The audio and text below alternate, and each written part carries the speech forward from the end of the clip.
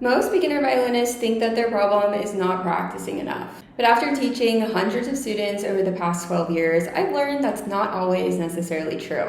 The students who progress the most are the ones who avoid the mistakes that I'm sharing in this video. Hey, we haven't met. Hi, I'm Megan. I've been playing the violin for practically my whole life and teaching for about 12 years. Most of my students are adult beginners and I absolutely love teaching them. Without further ado, let's get into the mistakes and be sure you are not doing these, especially number 5. Mistake number 1 is trying to do too much too soon. When you're first starting out, it is so incredibly important to build a solid foundation. This means spending time on maybe tedious tasks like doing your bow holds over and over, being sure that you can hold your instrument comfortably, intonation drill, watching your bow in the mirror. All of these things might not be the most fun, but they are what is going to set you up for success. And listen, I get it. You're excited. You want to learn these crazy cool pieces that you hear the pros play. You want to be able to do vibrato. You want to be able to shift up to super high positions. You want to sound good. And trust me, you'll get there, but only if you take things one at a time. Setting yourself up well from the beginning is key to making sure that the pieces that you want to play later down the road you can actually play and they sound good. So while yes, it isn't the most fun thing to bow open strings looking in the mirror or practice the same scale dozens of times, these things are going to be the key to set you up for success. Mistake number 2 is ignoring the bow. I can't tell you how many times I've seen students become absolutely obsessed with the left hand. They think, I need faster fingers, I need better intonation, I need to learn vibrato. And yes, of course, all of those things are important, but the bow is actually responsible for most of what you actually hear. The bow controls your tone quality. The bow controls your dynamics. The bow controls your articulation. And the bow controls your musical expression. You can play perfectly in tune and have a nice vibrato, but you'll still sound unpleasant if your bow technique is poor. Instead of ignoring the bow, be sure to spend time working on open strings. You need to make sure that your bow is straight, aka it is staying parallel to the bridge, that you have a consistent contact point, aka your bow is not sliding around, it's staying halfway between the bridge and the fingerboard, that you're using the natural weight of your arm to create the sound so it doesn't sound scratchy, that you are balancing the bow properly in all different parts, and more. I actually made a deep dive of bow technique for beginners video that I'll leave linked down below if you're interested in exploring more.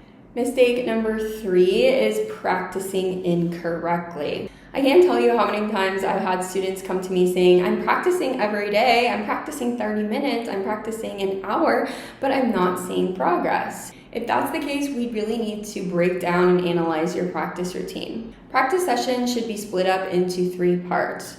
Your warm-ups, your repertoire, and performance practice.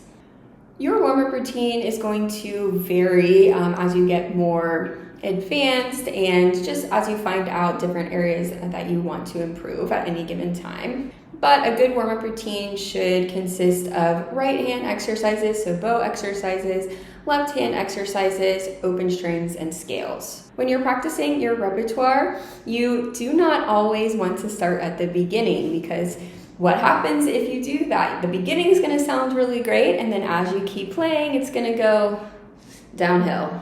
Instead, you need to identify problem areas or problem sections and practice those. When practicing the sections, you need to identify the problem, identify the practice technique that you are going to use to solve the problem, and then repeat the passage once the problem is solved. So in other words, let's say you want to work on your intonation, you identify that your intonation is off, you use various practice techniques like perhaps playing with a tuner or a drone, and once you feel more confident in your intonation, then you repeat the passage 5 to 10 times. Only at the very end of your session do you need to play your entire piece all the way through. You can also add in some of your favorite tunes for fun at the end of your session as well. Mistake number 4 is comparing yourself to others.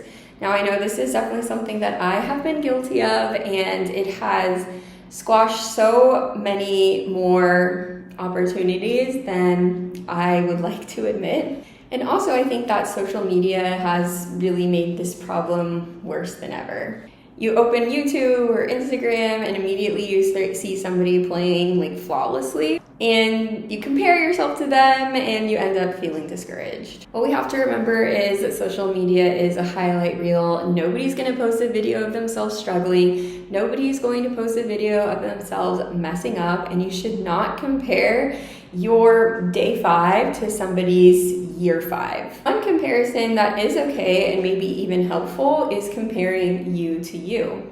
With my own students, I always love to compliment them on how far they've come, because a lot of times it can be hard to see that within ourselves. If you feel things are getting easier, if you're able to play a piece more comfortably than before, then you are making progress. This is a great reason to record yourself, because again, when you're with yourself every day, you're hearing your practice every day, it's really easy to, not see your progress. But if you record yourself and listen back to a recording from a month ago, 3 months ago, then it's easier for you to see how far you've truly come. Also, remind yourself why you're doing this in the first place. Is it so that you can become a star violinist like Hilary Hahn or Lindsey Sterling? Probably not, right? You're playing for your own enjoyment, to better yourself, to feel that sense of accomplishment, and nobody's amazing playing can take that away from you. Mistake number 5, and this one breaks my heart, but it is giving up when things get hard. Playing the violin itself is not easy, but playing the violin as an adult comes with its own set of struggles. Obviously, we have so many responsibilities. We have to work, take care of the family, take care of the house, and it can be really, really hard to find pockets where we can practice. I've had a handful of students quit because they could not develop a consistent practice routine, but it wasn't because they were too busy. It was because they refused to commit. One of my favorite tips for developing a consistent practice routine is to schedule practice into your day, and ideally schedule it after something that you already are in the habit of doing. Maybe after you're finished cooking dinner, you always go read for a little bit or go watch a show for a little bit. Why don't you add practice in there? And again, it doesn't need to be a lot. But if you're struggling to find time to practice, you need to evaluate if it's really a time issue. Do you really not have any time? Or are you just not making it a priority and committing it to your schedule? I also had students give up when they feel like they are not making progress and not able to play the way they want to yet. And what breaks my heart about this the most is that they are often right on the verge of a breakthrough. You feel like you're working so hard and just nothing's clicking yet. Often those things are marinating in the background. And if you just stick with it, you push through that wall, you will accomplish your goals. If I could go back in time and give one piece of advice to every single beginner violinist, it would be this. Focus less on sounding good today and more on building habits. Have you made any of these mistakes? Drop a comment and let me know. If you feel lonely on your violin journey or just need a cheerleader and somebody in your corner, I'm there for you.